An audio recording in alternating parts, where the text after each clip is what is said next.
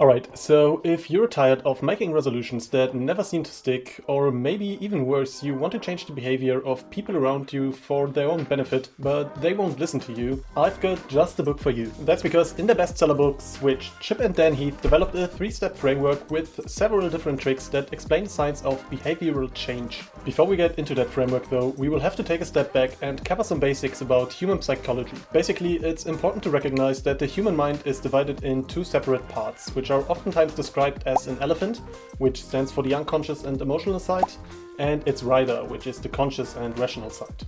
For lasting change, both of those sides need to be addressed because the rider's main way to control the elephant is willpower, which quickly runs out. That's basically what happens if you procrastinate again, if you start smoking again after just a few days, or if you skip the gym after going for a few times. So let's see how to direct the rider, motivate the elephant, and then continue with the third part of the framework. So as we already talked about, the rider is the conscious, rational part of the brain, which loves all kinds of information and uses them to try and guide the emotional brain. However, most change situations have a large number of unknown variables, which leads to decision paralysis, which is a term that describes the inability to make decisions due to an excess of information. So let's look at the story of a man called Jerry Sternin to see how we can overcome decision paralysis. Jerry Sternin was tasked with preventing malnourishment in children in Vietnam, which, according to a massive amount of scientific analysis, was said to be impossible without government intervention. Sternin, however, discovered that some mothers prevented malnourishment in their children by feeding them unusual foods like crabs or shrimps.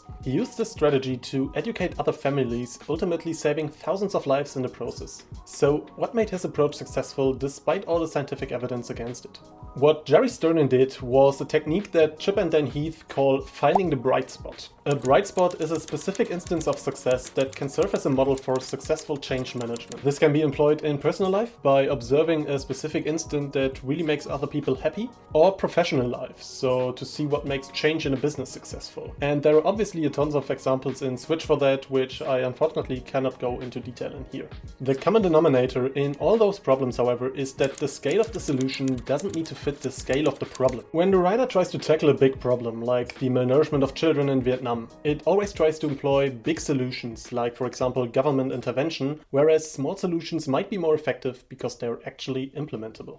Unfortunately though, finding the bright spot is not a solution for every kind of decision paralysis. That's because decision paralysis can also stem from a massive amount of small problems instead of one big problem. Let me give you an example. If you're trying to change your diet, you usually think that it requires learning a ton of new stuff. You have to find the right stores, compare prices, learn about nutrition basics, maybe consider the environmental impact of your products, and all of those different variables can really stifle your decision making and stop your change process. Therefore, one of the techniques that Chip and Dan Heath employ is to script the critical moves. So instead of trying to solve all those problems at once, you could just research 3 new healthy recipes and start making them to alleviate your ambiguity completely and start a new diet.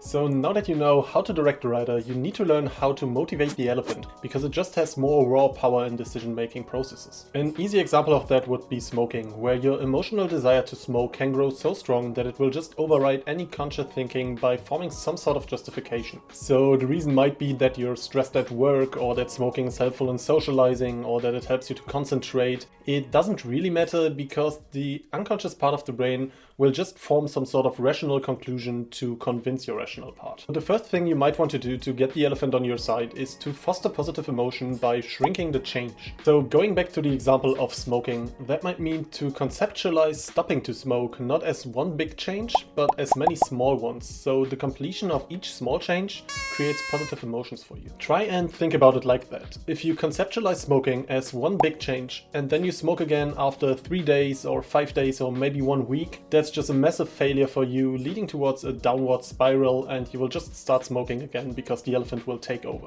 If you look at it as many small changes though, the whole process becomes way more resilient because you have the success of all the previous day to set against the failure of that one day. And if shrinking the change doesn't work, another trick that Chip and Dan Heath talk about is to grow yourself, which can be done by adopting something called a growth mindset. And while I do admit that sounds like a concept from some weird self-improvement guru, it's actually scientifically grounded around it and explained by Carol Dweck in her book Mindset, The New Psychology of Success. I actually made a whole video about mindset, which you can find in the box somewhere upstairs here, but just for the sake of this video, let me explain it very shortly. So Carol Dweck basically distinguishes between a fixed mindset and a growth mindset. In a fixed mindset, your abilities are seen as static and cannot be changed, so failure always reflects on your inherent true abilities, which obviously makes it devastating.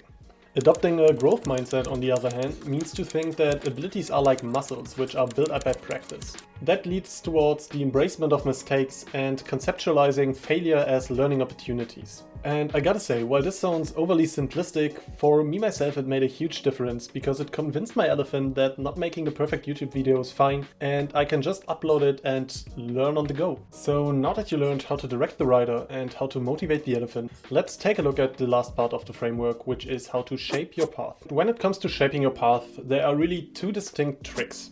The first one is to tweak your environment. This is so important because change is not only stopped by cognitive shortcomings, but also by circumstances. This can be seen in a psychological phenomenon called the fundamental attribution error, where people are often wrongly attributing other people's behavior towards their personal characteristics rather than the situation they're in. Knowing the fundamental attribution error really means to realize how much your environment determines the success or the failure of the change you're trying to make. So one example from my personal life would be that if I try to have a productive working session, I turn off my smartphone and I turn off my iPad to create an environment with less distraction. Another example would be that I put out my running clothes in the evening to ease going for a run in the morning. Tweaking the environment like this helps me to repeatedly engage in positive activities until they become habits, which is not so coincidentally the second trick to shaping the path. And in my opinion, building habits might be the most important thing for long-lasting change because once implemented, acting out your habits requires no activation energy whatsoever. In the same way you brush your teeth in the morning, you can go to the gym in the evening without any friction attached to it. And if you want to know how to build habits most efficiently, please consider watching my video about atomic habits from James Clear, and otherwise leave a like and subscribe there, it would really mean the world to me.